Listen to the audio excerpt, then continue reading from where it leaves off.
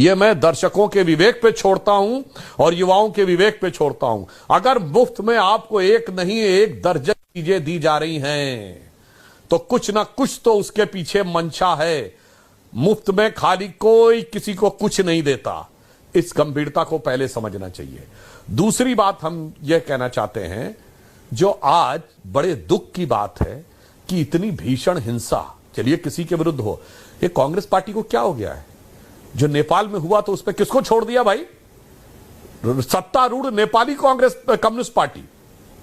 और यह साफ हो गया कि वहां पर राजशाही जाने के बाद कम्युनिस्टों का शासन आया। जो अपने को गरीब और सर्वहारा की बात कहते हैं, उन लोगों ने भी, अगर उस जमाने में सबसे ज्यादा भ्रष्टाचार हुआ तो कम्युनिस्ट पार्टी के शासनकाल में हुआ। यह बिल्कुल प्रत्यक्ष दिखाई पड़ रहा है।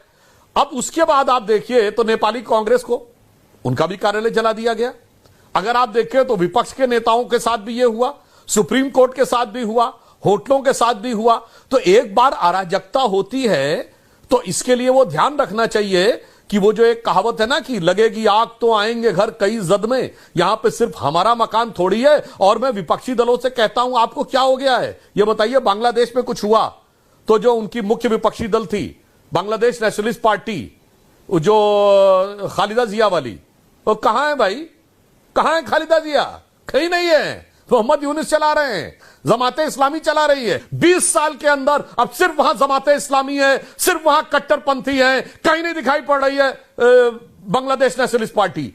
मेरे भाई सोचो, यहां पे सोच लीजिए, कोई पार्टी दिखाई पड़ रही है? कोई बचा? नहीं बचा। इसीलिए गौर से सोचो। और मैं लास्ट में कांग्रेस पार्टी से पूछना चाहता हूं, यह बताइए, आप वही पार्टी है ना कि अंग्रेजों के जमाने में जब महात्मा गांधी ने आंदोलन शुरू किया था 1920 में, तो चौरी चौरा में एक थाने में आग लगा दी गई थी जहां अंग्रेजों के कुछ जो सिपाही थे।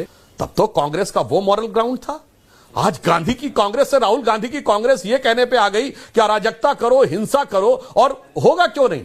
जब किसी पार्टी का नेता उस सीमा तक आ जाता है, वो अबे तबे करके बात करने लगता है प्रधानमंत्री, गृह मंत्री के लिए, जहां गाली दी जाए, मां की गाली दी जाए और उसके बाद उसको डिफेंड करने की कोशिश की जाए बजाय कार्रवाई करने की, तो उसके बाद जो होता है वो हर्ष दिखाई पड़ता है। ये गांधी की कांग्रेस से गाली की कांग्रेस तक आ गई।